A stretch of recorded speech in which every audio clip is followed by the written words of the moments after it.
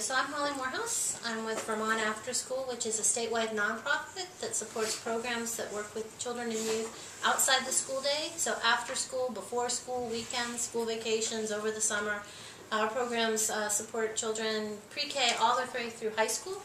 And we're really looking at that time beyond the school day when they're out in the community with their families. What else are they doing with that time?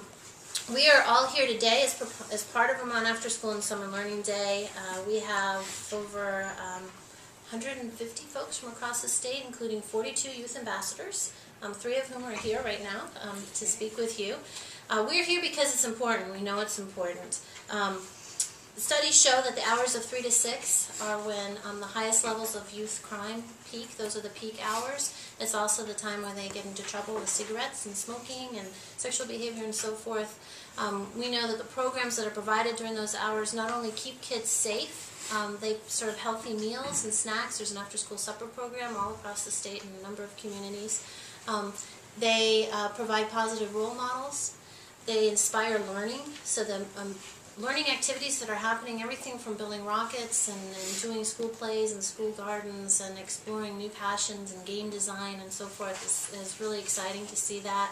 The program is also really important for working families, which I know that your committee cares about as well. A lot of parents couldn't work if the programs didn't exist, and you'll see that there's high levels of stress associated with care for kids in the after school and summer when they don't have programs that are available and accessible. The programs also support Vermont's vision for our youth and for the education of our youth. I had put a few things together for you. I really want to pass this to the kids, and then if there are more questions on the materials, I have more than you may ever want to know. I care so passionately and so deeply because I know that the research and the practice shows that this is what makes a difference. When you look at kids falling behind or who gets ahead or how they keep up, it's really this out-of-school time that's playing an important role. The first slide here is actually a map that we keep. It's a database we have at Vermont Afterschool that tracks all the programs that we know of statewide. The version I gave you, the red dots are the school year and summer, so they're programs that are doing both those after-school hours and in the summer.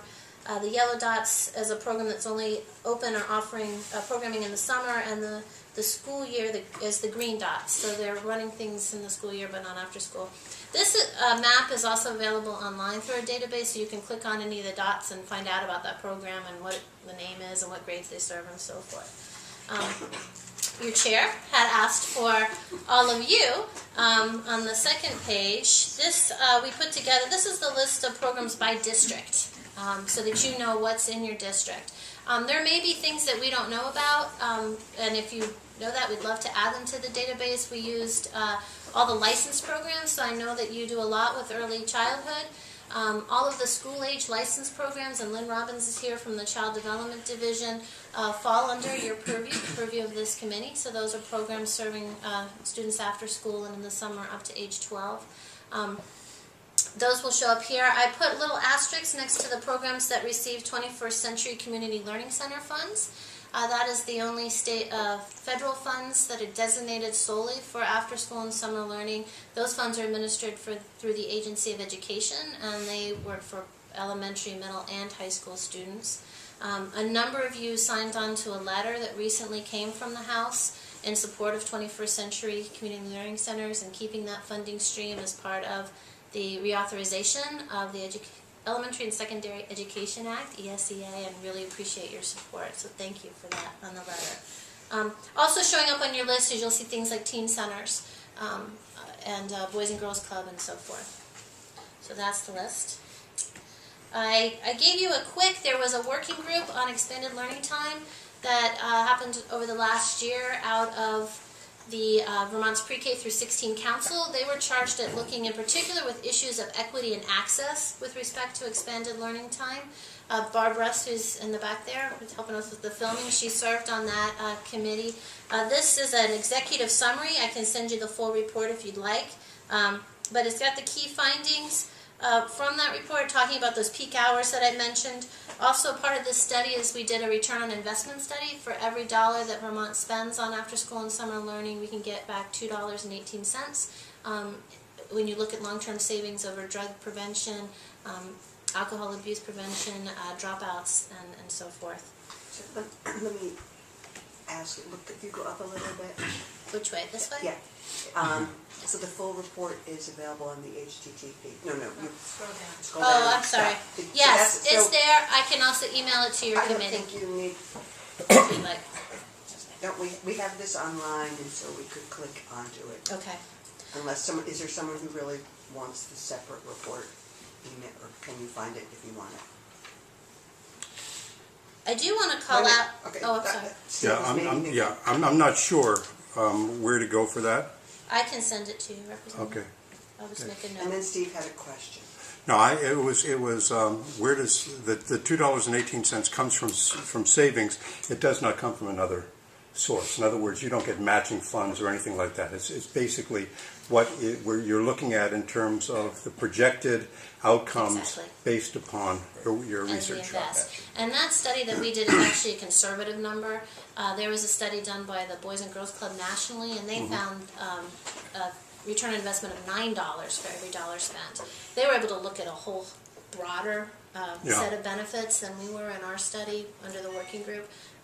But I feel very confident in the $2.18 as a conservative but good estimate. Okay, good. Thank you. The other note I just want to let you know, since it is Vermont Afterschool and Summer Learning Day, Vermont was designated as 4th in the nation in a recent report. It was a national study called America After 3. We were ranked 4th in the nation for our after-school programming, which is very exciting. Yay us. Where we did well was high levels of parent satisfaction, participation, high levels of support for public funding. That put us to the top of that list. Where we still struggle as a state are really reaching low-income children, as those who qualify for free reduced lunch rate. If you're in a community that receives those 21st Century Community Learning Center funds that I talked about, you may have access to a program that's affordable and has a scholarship and so forth. If you're not, you are looking at licensing and seeing if your family qualifies for the subsidy, the Child Care Financial Assistance Program, but we have a lot of kids in the state who are falling through the cracks, who their families don't qualify for the subsidy, they can't afford the fees. We know that there's at least 22,000 children and youth in Vermont who would be in a program today if more were available and if they were accessible. How do we know that? Came out of that same study. It was so if we look at that study. yeah, and that was the America After 3. It was done by a national group out of Washington, D.C., who do these kind of polls and surveys all the time, and that's how we know that it's 1 in 3 who are not in programs would be. And did they actually look at Vermont, or is this Yes. Okay. That's the Vermont number. Okay. Yes. 33% of children and youth not currently in programs in Vermont would be today if they had access, and it comes out to about 22,000. How many do you serve? We serve statewide 24% of Vermont's children and youth, so it's also about 22,000. It's 21,690 roughly, and that's all the way kindergarten through high school.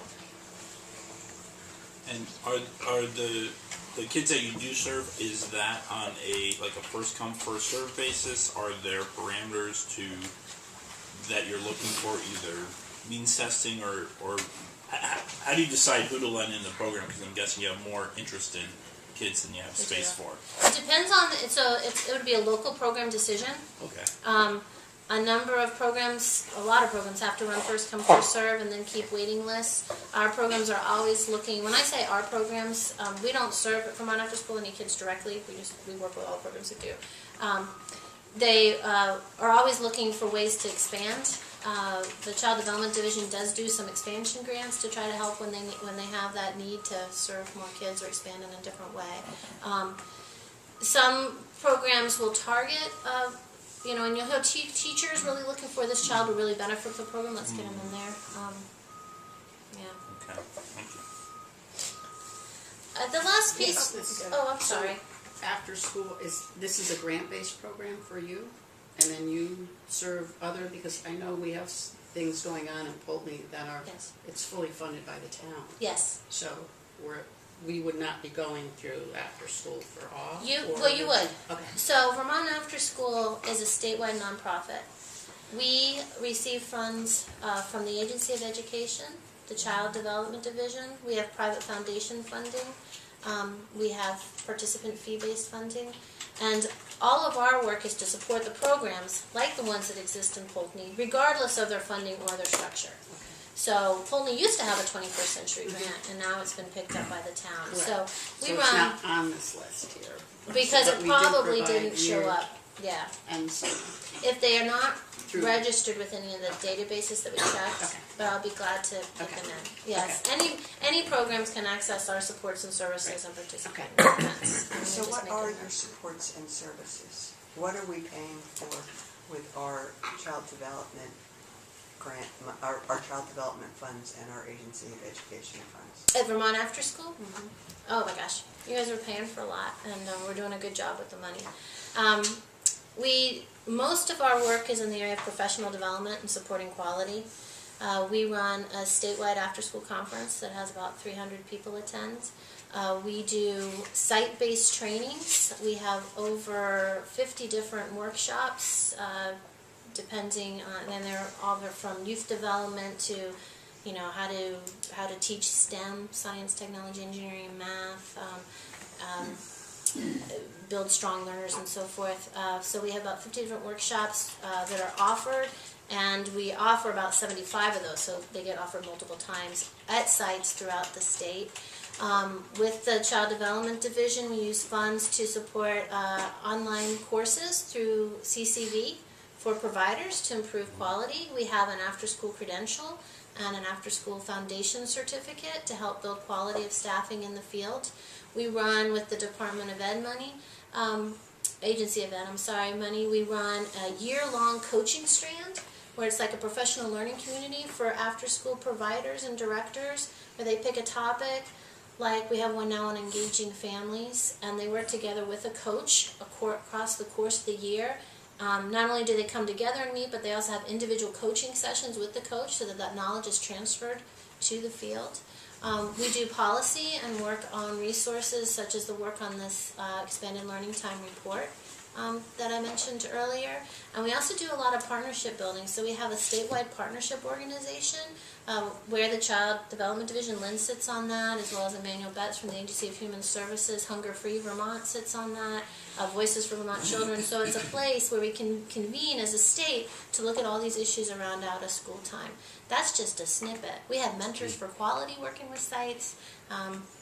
And I would be glad to share our annual report. It might be the quickest way. It's actually really nice, lots of photos, easy to read. It will give you a snippet of all the different types of work that we're doing at the center.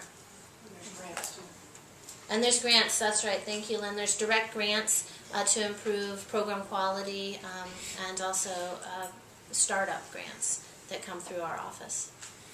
If I just moved to town and I don't know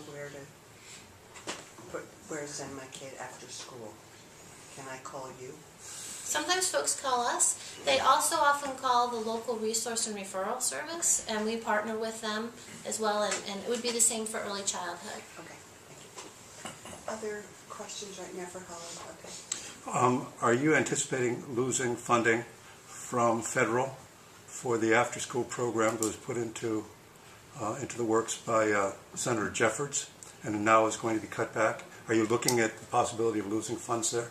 We are very concerned about that. That's the 21st Century Community Learning Center Yes. funds. Senator Jeffords was instrumental in getting that started. As they're looking at the reauthorization of ESEA, they're talking about taking those funds and moving them into a block grant, which would be able to use for a whole bunch of different services at the local level. There's the issue of the flexibility and what happens. What we're really concerned about is when you look at that bill, they're taking almost the exact amount of money, $1.6 billion that currently goes nationally into 21st Century, and $1.3 billion, and they're putting $1.6 billion in this new block grant. So most of it is current 21C funds, which will then, at the local level, could be used during the school day, it could be used for mental health services, it could be used for a whole bunch of different uses, all which are good, but will water down the quality of the programs. Part of why 21C works is because it's money invested over time. They're 5-year grants, a minimum of $50,000 of federal dollars come into a site. It also supports state infrastructure to support quality, research, evaluation, And when we saw under sequestration just a 4% cut in Vermont around 21C, we saw summer programs cut. We saw teachers not being hired to work in programs because it was too expensive. We saw buses being canceled so kids couldn't get to and from the programs. So any amount of cut into 21C is going to hurt our program significantly. Okay, we have one more question, and it's about federal legislation. You can ask the question afterwards. Go ahead. Do you have any, do you have a template that you put together that compares the value of what you do, and you have some of that here, with other programs, for example, that might get the money that you're going to get? Have you done any comparative study? Yes, I mean yes and no. So the last thing I gave you was just a quick cut of some of our. Oh, that's helpful because we're doing it in RBA. But that's what I thought. So we're trying to. We're working with our local programs to move to RBA, and as a state level, we're also trying to move to RBA. We actually have more indicators in this. I just tried to pull out some key ones. So we are working with RBA. As far as with the 21st Century funds, things like extending the school day, there's been some analyses on. Okay, and Holly, I'm gonna. The 21st Century grants are federal. Yes. We have we're a state legislature. Yes. We can't do anything about federal grants, and we have 1, 2, 3, 4 people to testify. Yes. So, Holly, you're really good, and committee, we can keep asking Holly questions, but we have lots of other people, some of whom are kids, some of us are 20. So, let's put that. Totally Right. appreciate that. You and I can connect if you'd like to further. I do want you to hear from the kids because what they say is what really matters. Here. I am going to move out of the way. And then if we have more time, we may come back to you. That's no problem at all. And I could also be glad to follow up, and you have my contact information, so I know your day is very busy. Yeah, that's fine. Thank you so much Thank for your you. time. Thank you.